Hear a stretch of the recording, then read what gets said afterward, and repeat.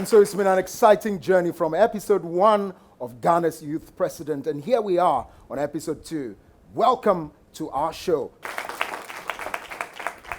Well, just as it is, we started with the finance ministry. We are on today with the energy ministry. One thing that's for sure is that our 6 candidates from the 6 cabinets are going to be represented here again. They will lock horns on the battlefield of ideas in front of our judges who will score and assess them right in the parliament, presided over by Right Honorable Speaker. We'll take a break. When we come back, the show begins.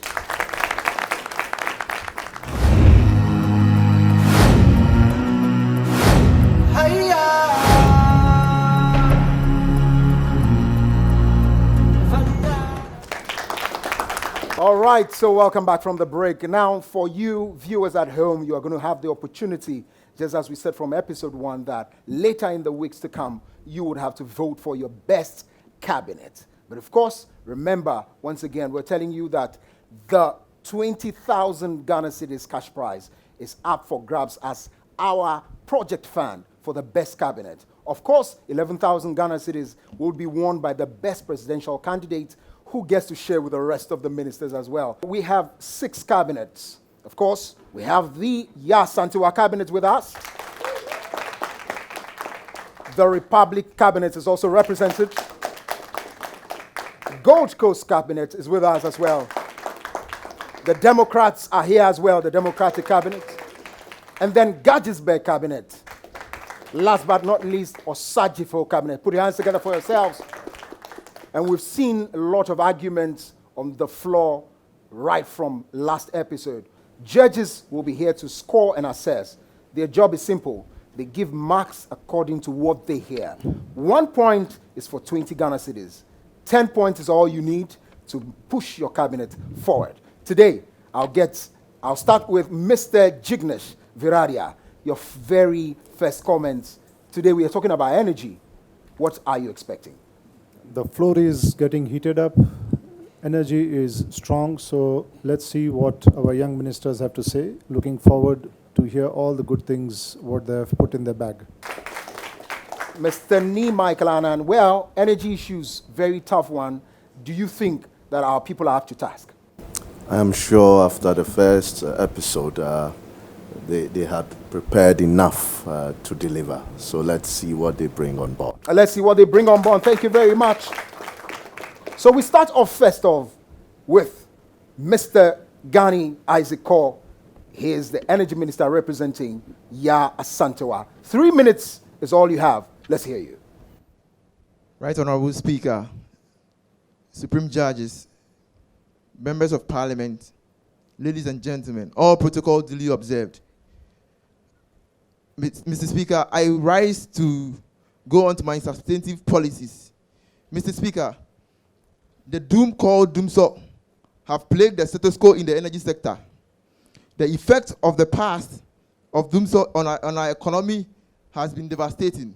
The Institute of Statistical, Scientific and Economic Research indicated that, on average, the economy is losing production worth US dollars 2.1 million per day as a result of Dumsor alone, and that the country lost about 680 million US dollars, translating into 2% of GDP due to the power crisis. And in fact, there is an increased uncertainty about the future stability of power supply in Ghana's age. Mr. Speaker, that's why I will implore what I term the ASASO, which is the Asantewaa so, which literally means that we are curbing Dumsor in a short while through our liquidity injection and restructuring of debts. Distribution of electricity in Ghana is undertaken by 2 distributing utilities, which is ECG and VRE. This ECG is charged with bulk purchase of electricity from VRE for distributing throughout the country to all categories of consumers. Mr. Speaker, I will, within the expanse of my tenure, intensify these utility distributing agencies through what I term the mentoring of the young by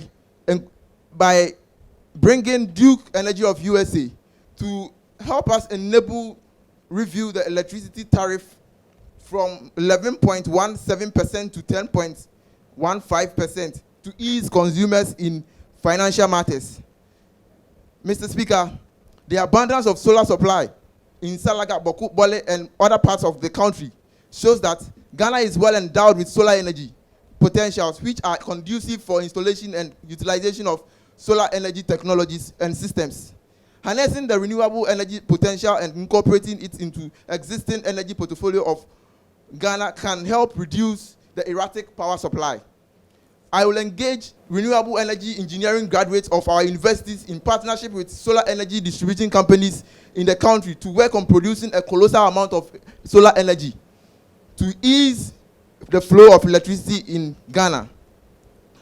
Mr. Speaker, the Yasantua Cabinet energy sector will improve on transparency in the management of our oil and gas resources.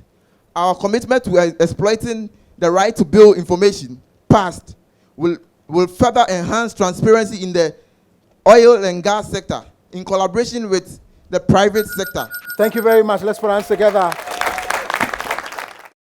And now we move to Republic Cabinet, and it's represented by Prince Osei. If you're ready, in 3 minutes, let's hear what your cabinet has. Thank you, MC. Mr. Speaker, honorable panel of judges. As Minister of Energy for the Republic Cabinet, my main aim is to decentralize the energy sector that we have in our country. And first of all, if you are going to decentralize this, you are going to infuse it with the renewable energy, that's wind, solar, and biogas. Mr. Speaker, Ghana is going through a whole lot when it comes to energy. Mr. Speaker, one of the things that I also touch on is the energy tariff that we are having in our country.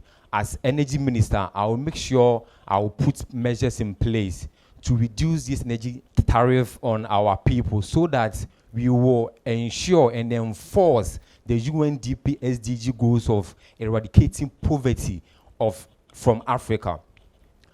Mr. Speaker, as energy minister for the Republic, I also make sure that we are able to refine the most of the oil that we mine in our country. Tor is doing its best, but it's not functioning to its full capacity. Most of our oil that we mine are being transported to outside and then bring back to us for us to buy, which is increasing the cost of petrol and diesel that we are having in our country. And if you look at the gas sector, a lot have been put in place concerning the gas that we are mining right now in our country. And as energy minister, Mr. Speaker, I'm going to make sure that we don't sign contracts that will put this country in a race of paying exorbitant debt that we are not using when it comes to signing a contract and using the things that we have to use. We have to make sure that we sign for the things that we use, and the things that we don't use, the company takes it, or we find another way of dealing with it, so that this take or pay agreement that was signed earlier, that Ghana is paying a whole lot in the energy that we are not using, but rather we are paying, we will find a way of putting these measures. One of these ways of utilizing this excess is making sure we reduce the amount that we sell to foreign countries so that we can sell this excess energy to them. Mr. Speaker, it's so amazing, and it's also great that Ghana is competing with Nigeria and other countries when it comes to energy.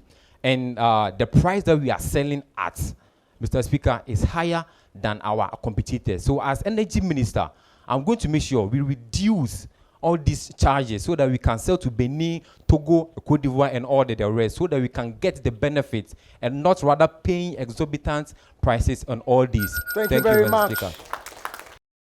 So, energy issues. Judges, Mr. Michael Nianan, please. Let's start off with Mr. Ghani. Mr. Ghani, I like your confidence. You spoke about renewable energy, but what amount of renewable energy do you deemed appropriate if we should introduce into our energy sector that will allow us that space and comfort to have a sustainable energy sector. Thank you, Mr. Judge. I will engage the renewable energy engineering students to help to produce a colossal amount of solar energy. Right now, as the status quo implies. Mr. Ghani, you are speaking English. I am asking, Ghana, what is our capacity? Yeah, What the do we current need? capacity is around 4,000 megawatts. And my policy aims at getting 5,000.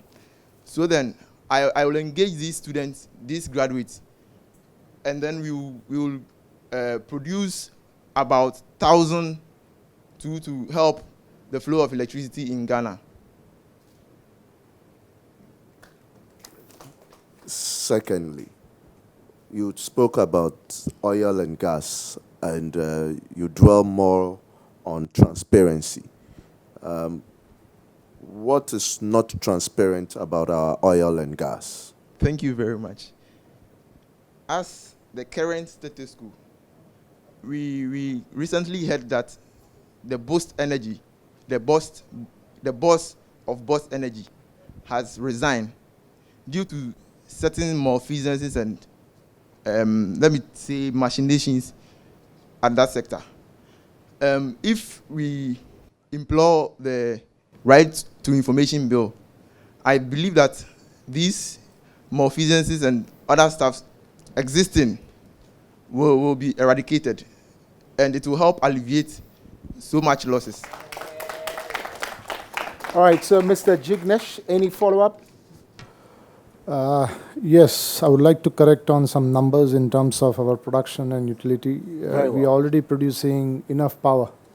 There is no need of power in Ghana. So you need to correct those numbers when it comes to our generation and utilization. In terms of solar, well, there are policies which needs to be implemented which could balance the equation which brings the tariff down. That's what I think should be the policy and the directions of the ministry. When it comes to the power production, we are producing more power than even Nigeria. So we are well positioned in terms of the productions. What we need to do is how we can bring the tariffs down in terms of balancing the equation. All right, so and now again is the how. With that, I move on to Mr. Prince Osei Owusu. You had your 3 minutes. Let's see the judges have their turn. Mr. Ni Michaelanan. Mr. Osu, you mentioned about renewable energy. You also mentioned and you spoke about the tariffs. You spoke about the oil refinery, and for that matter, we should get more of the oil we produce refined in Ghana. But I am more interested in the take-or-pay agreement you mentioned. I want to understand what it means, the take-or-pay agreement. I want to understand. Thank you, Honorable Judge. With the take-or-pay agreement, this is how it's done. When the suppliers, let's say Ameri comes in, and Ghana is in need of a power from Ameri. Ameri, in order to secure him financially, he will bring on board that this is the amount that I'm going to supply you. I'm going to supply you 2,300 megawatts. But really, we need 1,000 megawatts to secure Ameri financially, so that he can be able to pay for the excess 1,003 megawatts. The pay or take is either we consume the 1,003 megawatts or not. We have to pay Ameri for that money. So Ameri will get that money to pay his debtors, but we are paying Ameri for that 1,000 megabytes. Meanwhile, we are not using that we are not using that power, but we are using that 1,000 megawatts. So what is forcing us to take the 2,000 megawatts instead of the 1,000 megawatts? Thank you, Judge. I think there's a whole lot that goes into signing a contract, and with the research that I did, Ghana was experiencing a serious doomsday. So our authorities determined or assumed that in order to kill this doomsday at a shortest possible time, we are desperate, and they are married a company who is like relaxed. So if we are desperate in signing a contract, we end up giving in to some deals and some restrictions that we were not supposed to give into. Then, as energy minister, I suggest that you delve deeper. Know what is capacity charge, heat rates, and all those things you need to know before you talk about take or pay agreements. Understand? We take follow-up questions from Mr. Viradia. All right. First of all, I would like to appreciate your three visions in terms of oil and gas and the contracts. I really appreciate that you are thinking in terms of value addition to the country where we are paying a lot of money in terms of imports. So that's a good area of focus which will bring a big revolution in terms of energy sector. The energy tariff and the decentralization, I would like to know what are the plans, precise plans in terms of when you state that you want to implement a decentralization policy in energy sector. What do you mean by that? Thank you, George. When I talk about decentralization, Ghana is relying on Akusumo, Pong, Bui, and the thermal plants that we have in Takoradi. And in transmission or in distributing this energy from these areas to the northern sector, to the middle belts, and even exporting them, we are having 21% of energy loss through this transmission. And so in decentralizing, we can have mini hydro dams so that in transmission from the southern sector to these places, we can reduce the loss of energy that we incur when transmitting all these energies. But then what do you do with the extra energy that we already have? We are able, or we are trying to achieve the UNDP goals that giving electricity to all. And right now, Ghana is doing well by supplying more than 82% of its population with electricity. So with this excess, we can put strategies in place to supply to the hinterlands that are not having electricity. Because I believe as an energy minister, it's everybody's right to have electricity in his or her home. My point still remains. Ghana is producing more power, and you are trying to decentralize or implement policies solar. While we are producing more excess power, which we don't have the utilization, how do you balance the equation? Okay, I will suggest exporting most of our energy that is excess. Ghana is already exporting. Yeah, but we need to do more in exporting. Well, thank you very much. Indeed, we need to do more. Well, our judges are scoring for you at home. All you need to do is also tabulate. Once the time is near and gay, one thing you need to do is to vote for your best cabinet. That was Yasantiwa and Republic. When we come back from the break, Gold Coast and Democrat will lock horns. We'll be right back.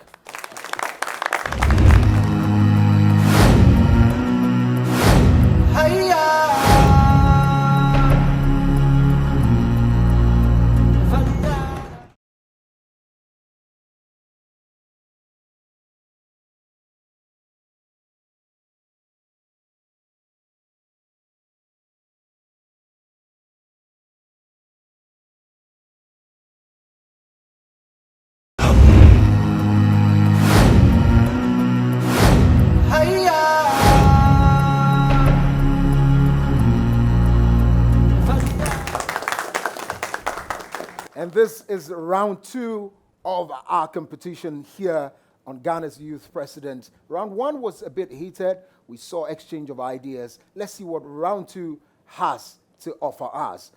On my left, we have representing Democrat Cabinet. We have Mr. Gao Sapaku. Put your hands together.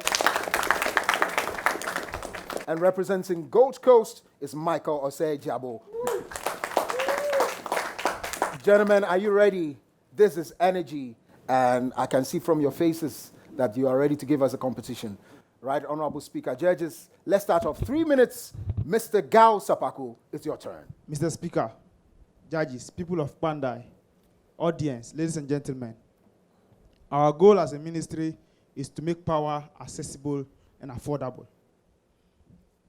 We all know in this country, energy is supposed to be the neck of the economy. It has to connect all sectors of the economy. And our goal is to make sure, and so it is. It's a fact that debts in the energy sector has hindered the progress of the sector and thereby hindering the whole economy. We have heard about issues concerning the Dumso and what caused it. Today, as we speak, Ghana produces about 2,300 megawatts of power, which it doesn't use, but pays for it. They also produce about 650 million cubic feet of LPG, which they don't use. Now, all this take monies away from the country.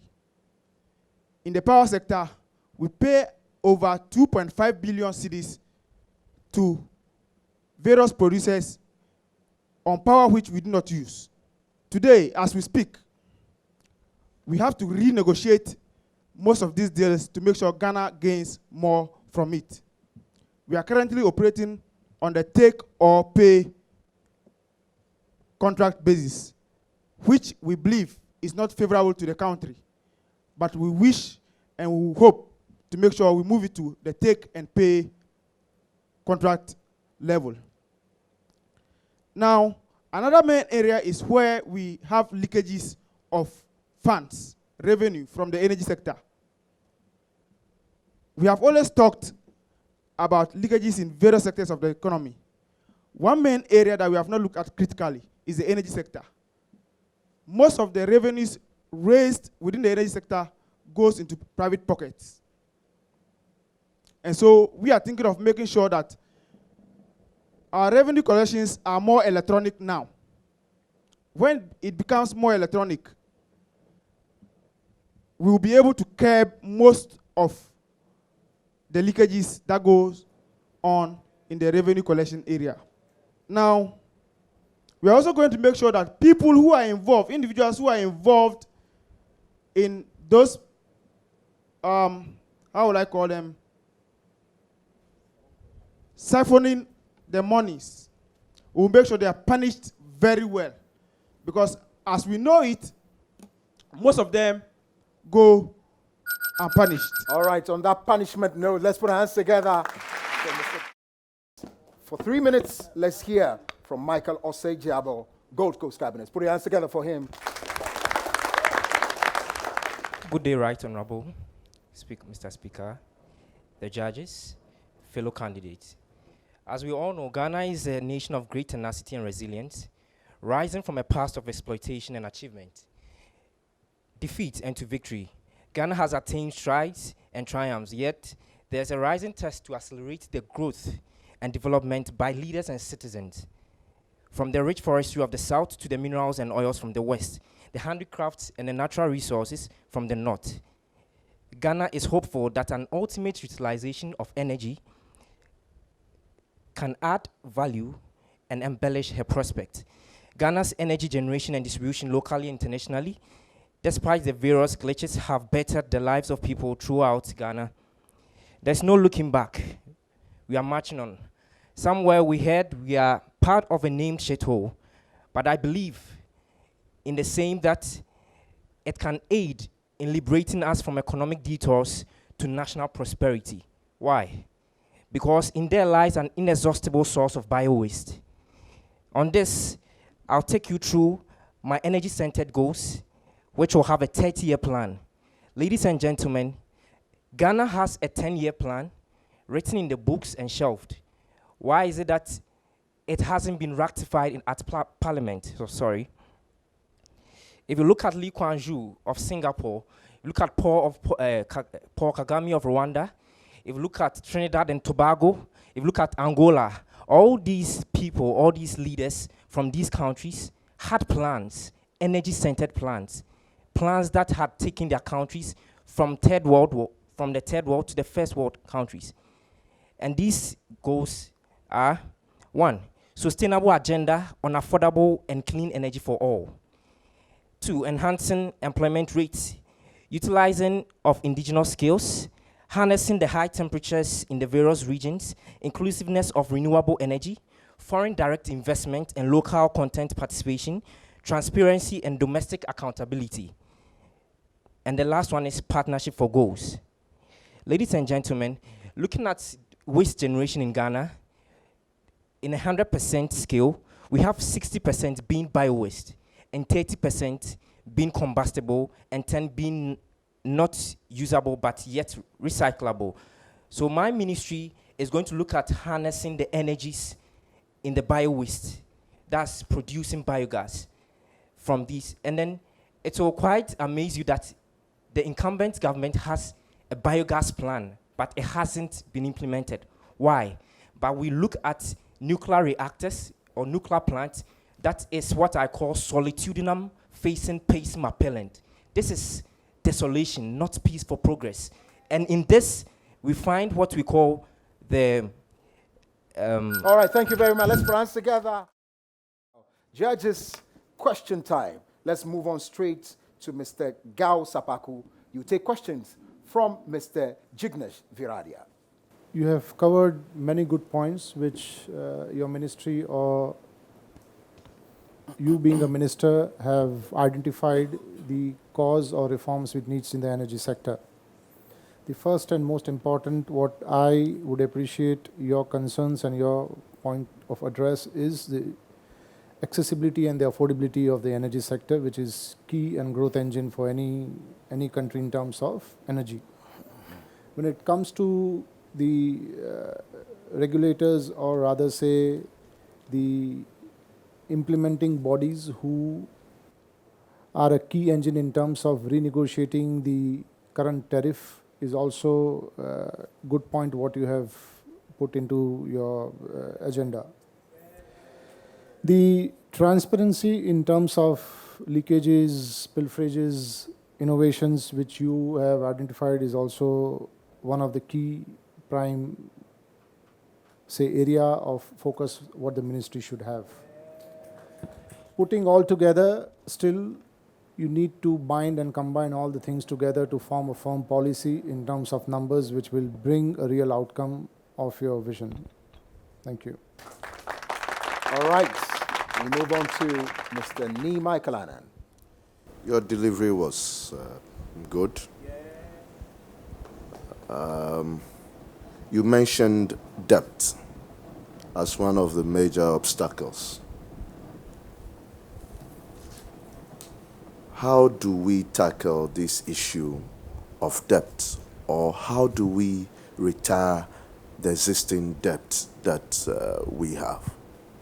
First of all, we need political commitment, in the sense that in Ghana, we need to accept that it's a bare fact that whatever goes on, especially with contracts, people take some parts of it into their private pockets.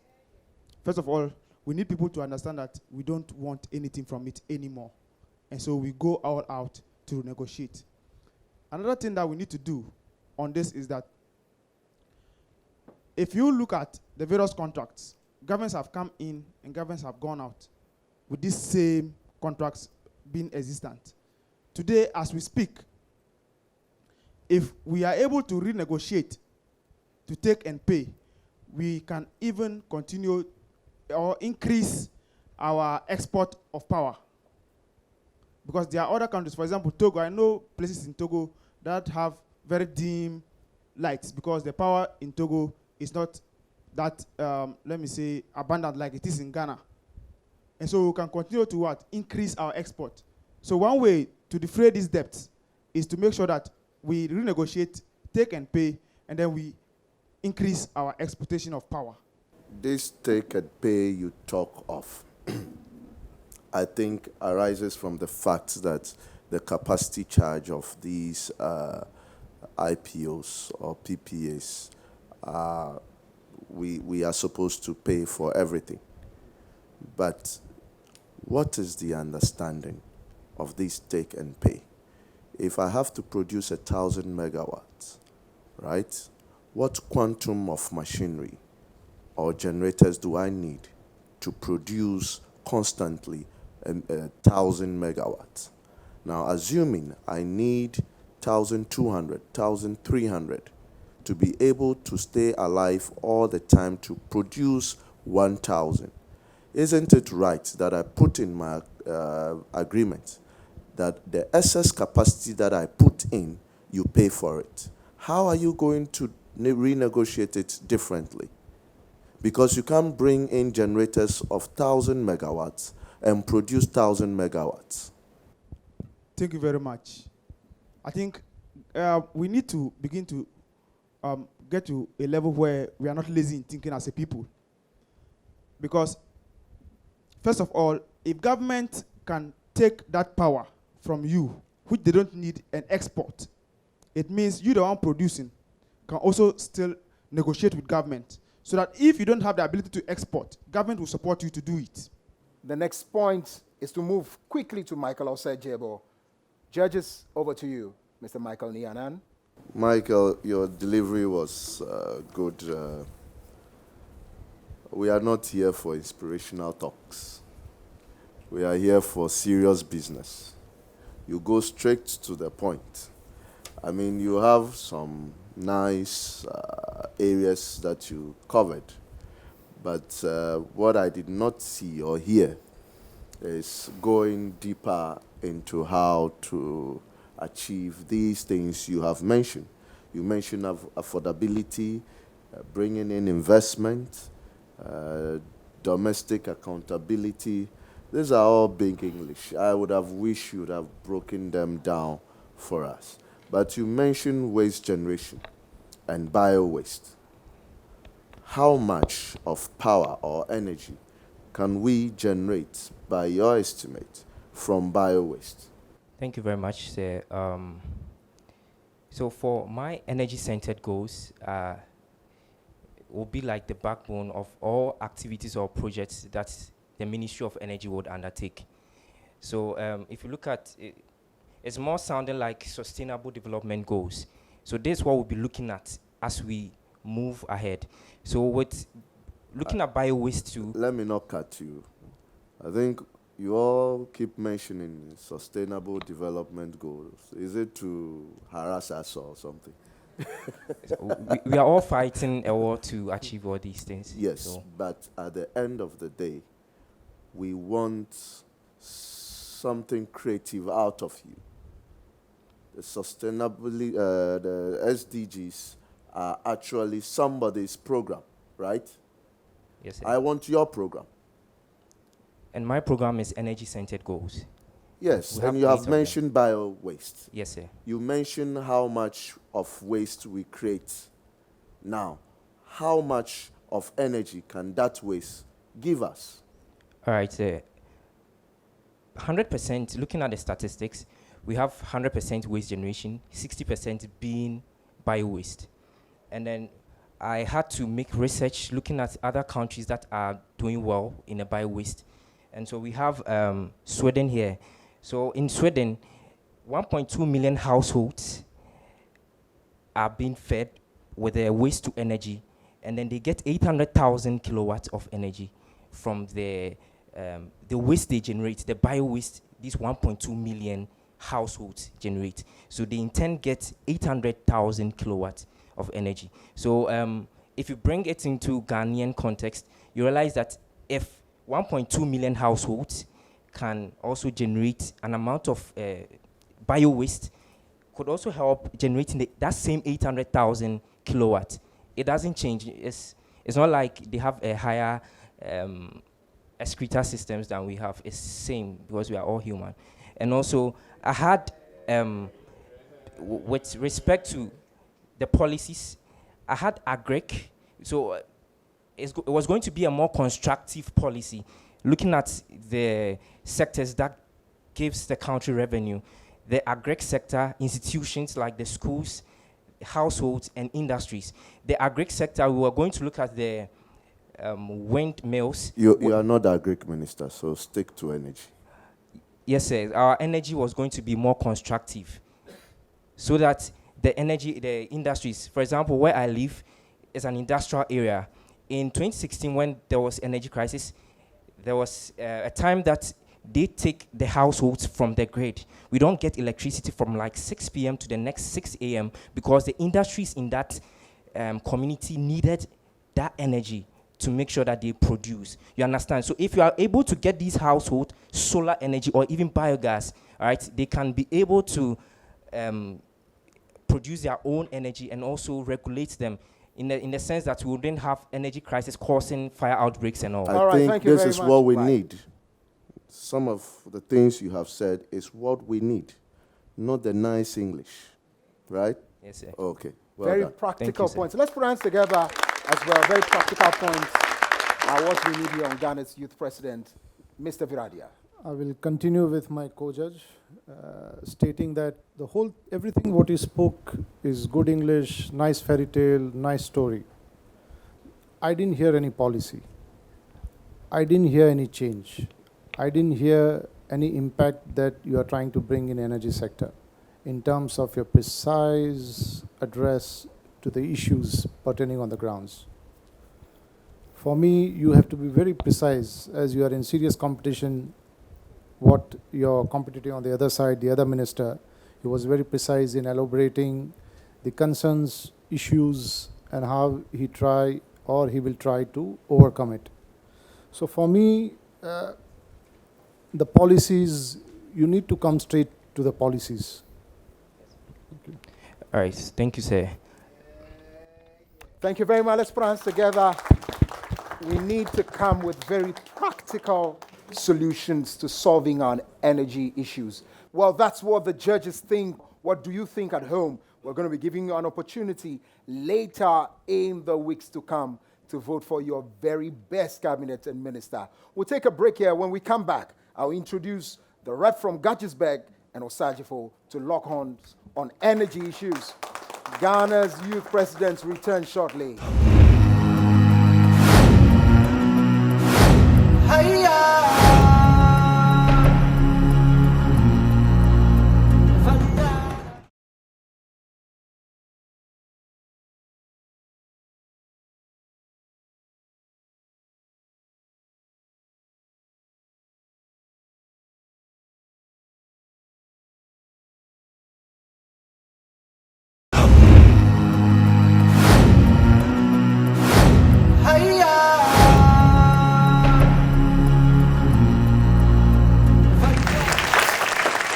Welcome back to Ghana's youth president, and this is round 3 of our energy issues. We're still having our energy ministers locking horns on the battlefield of ideas. Quickly, let me start off with an introduction from the Osagifo cabinet. Is Amachi Agesting-Acquah. Please put your hands together. And then on my right here from the Gaggisberg cabinet is Mr. Felix Insia. Gentlemen, are you ready? Judges need very deep conversations. I hope you give it to us. We'll start off with you. In 3 minutes, judges, if you are ready, Mr. Amachi Agesting-Acquah, the floor is yours. Right, thank you very much, MC. Honorable Speaker, panel of judges, members of cabinet. My name is Amachi Agesting from Akimodan in the Eastern region, and I am here to give you my policy as the Osagifo cabinet is concerned. They say that energy can neither be created nor destroyed, but can be transferred from one place to another. Therefore, I begin to ask that how come up to now people in my village do not have access to energy as light is concerned? Because of 1 or 2 reasons, I have penned down 2 main policies which will lead this country for a better future. 1, renewable energy policy. Ghana is blessed with sunshine alongside wind. In as much as that, we should be able to use all these things to generate energy for our country. I begin to ask, because of one or two reasons, for example, lack of technological know-how has led to the fact that we are unable to utilize these resources very well.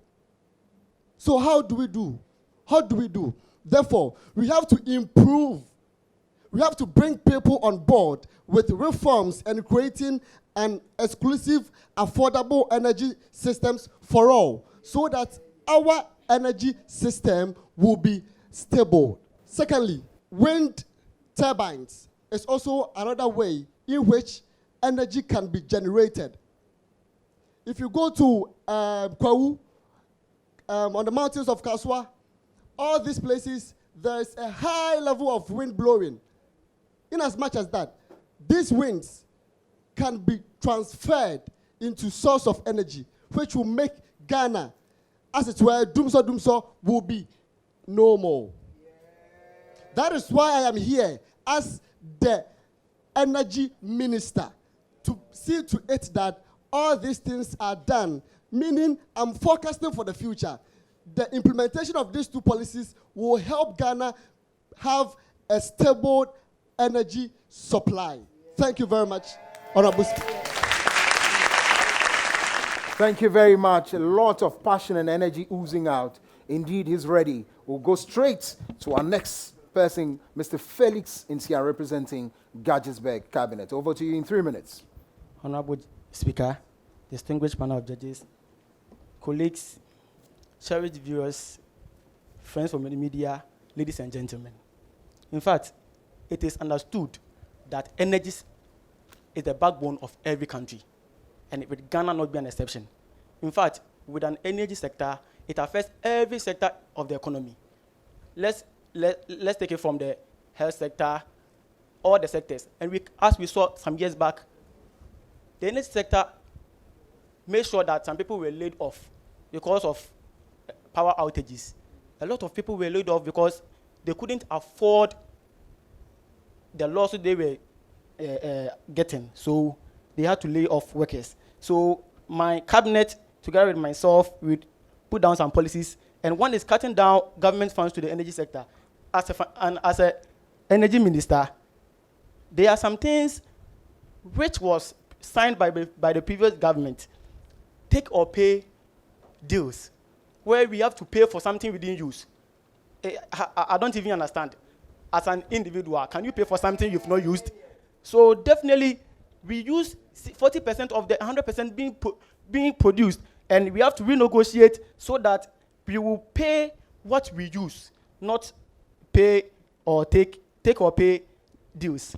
The second one, in fact, the government is paying for MDAs, and I think these MDAs, municipal and district assemblies, are generating funds internally.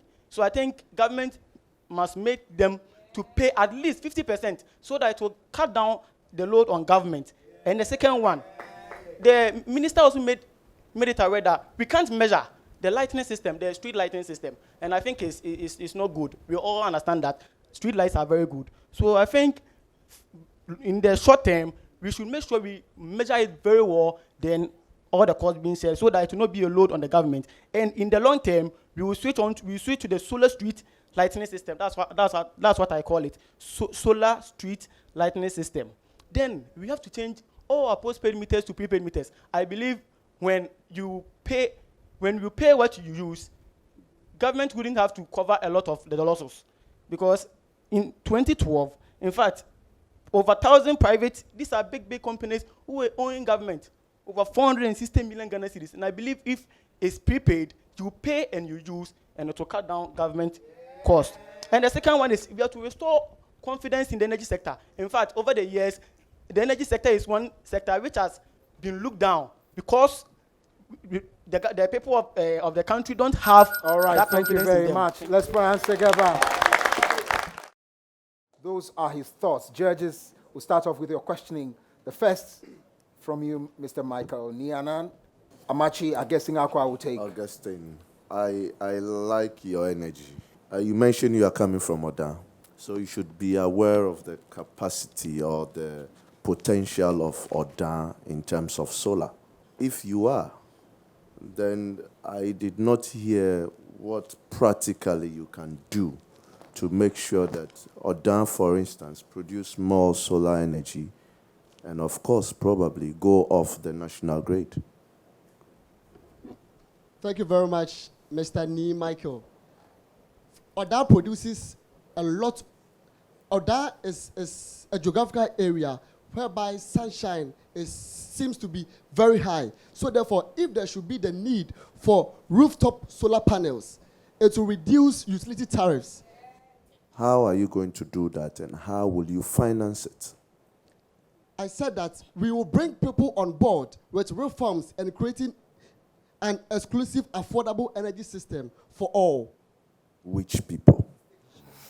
Due to lack of technological know-how, we have people who have the idea, who have the machines, who have the equipment or things needed for such things to be implemented. Ghana has a 50 megawatt plant that produce a $50 million, plant that produce solar panels. Okay. So we have the technology. But how to use it is the problem. That is why I said that because of lack of technological know-how, that is why we will bring other people who will adapt to the ideas we are having to help implement such policy. Well, thank you very much, Mr. Michael Nianan. Mr. Viradia. When you say that you want to bring in affordable system, solar energy, renewable resources, so what is the tariff that your ministry has thought of in terms of implementation? As my learned colleague said, that First, sorry to cut you again, but what is the tariff now and what will you improve? the tariff now, it keeps increasing, so it's not stable. So due to that,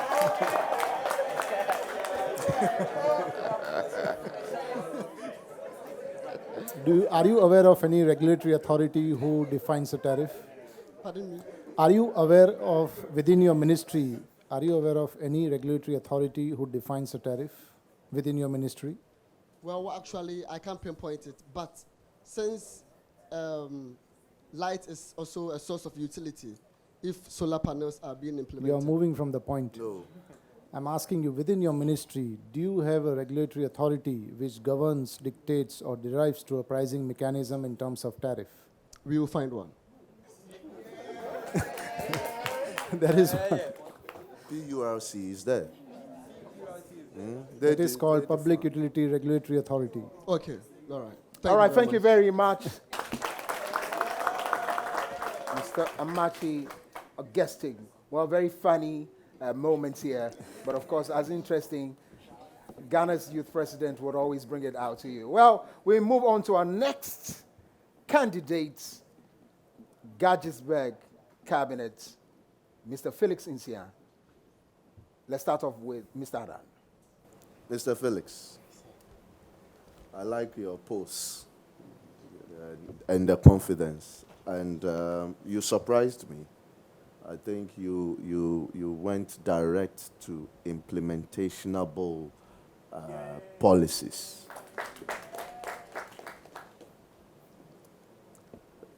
Where I would want clarity is the take or pay.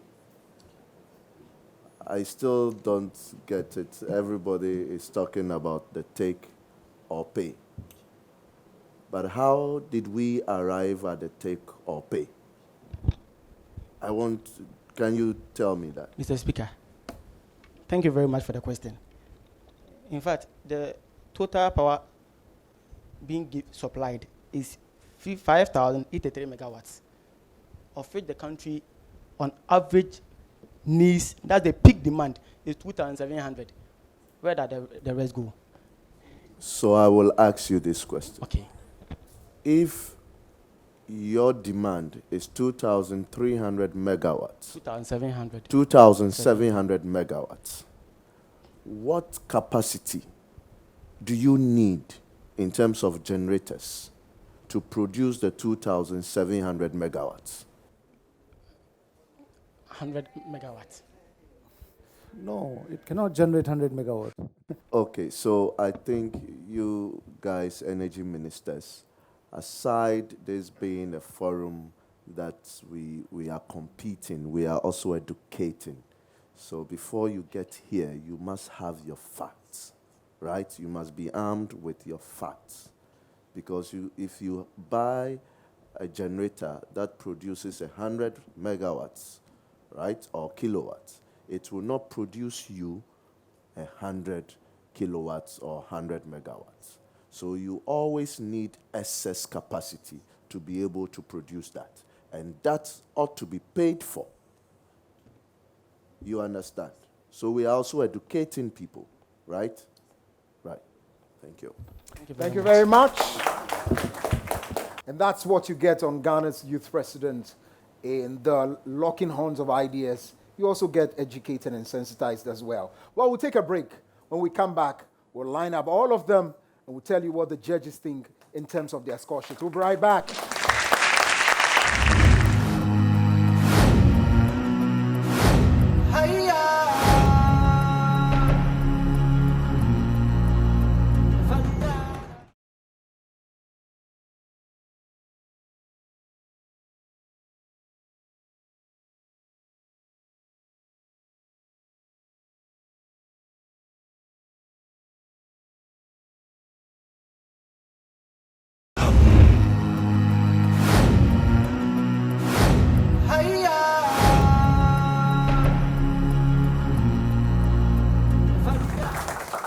Welcome back. This is where we draw curtains. Judges, how did you see today's episode, especially of their presentations? Mr. Anand. I think the energy sector did pretty well. It's improving, but we need to do more. We need to get our facts right before we step up here. And I think the delivery, like I said, has improved with the energy sector. I hope to see better delivery, better content, and more ideas coming up. More ideas coming up. I can assure you, Mr. Viradi, I don't think you think differently, do you? Is all the same. Most of them fall in line with what a country or what today's generation or what today's quality of life would lead us to. So all are in line with what we are looking for. Thank you very much. It's been a fantastic day, but of course I had side with the Right Honorable Speaker. Enough of the rhetoric, let's go practical. Of course, our judges were Mr. Michael Ni Anand, a leading member of the MPP, and of course, the parliamentary aspirant of Ododo constituency. Let's put our hands together for him. Thank you very much indeed, sir. Then, of course, we also had, again for today, Mr. Jignesh Viradia, businessman and a youth advocate. A round of applause for him as well. Thank you very much, Right Honorable Speaker. Thank you very much, candidates, the audience. And you at home, remember that your 40% time will come where we would ask you to vote. The cash prize, 20,000 Ghana cedis, fund for a project, 11,000 Ghana cedis goes to our winner, the presidential candidate. He will share it among the ministers. And of course, consolation prizes to all the befitting and best performing ministers right here on Ghana's Youth President. My name is Kokulumo. I will be back next week with another exciting edition. This jacket, and of course the tie, was brought to us by Best Buying clothing line at Osu. Just go to the SNIT hospital and ask of Best Buying. They'll fix you. I'll see you next week. I love you all. We'll see you again.